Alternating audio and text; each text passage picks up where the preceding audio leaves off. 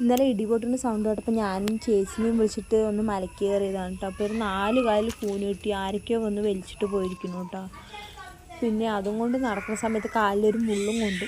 പിന്നെ അതിനടുത്ത് കളഞ്ഞിട്ട് ഞാൻ വീട്ടിൽ പോയി കറി വെച്ചു, ചെറിയുള്ളി ഇട്ടിട്ട് കറി വെച്ചു കേട്ടോ. കുറച്ചെന്നെ ഉണ്ടായിരുന്നുള്ളൂ കറി.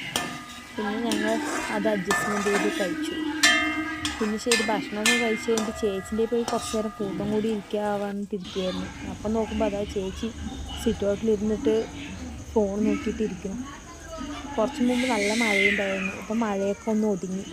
ശരി എന്നാൽ ചേച്ചിൻ്റെ അടുത്ത് പോയി ഇരിക്കുക വിചാരിച്ചിട്ട് ഞാൻ ചേച്ചിൻ്റെ അടുത്തേക്ക് നടക്കുകയാണ് കേട്ടോ.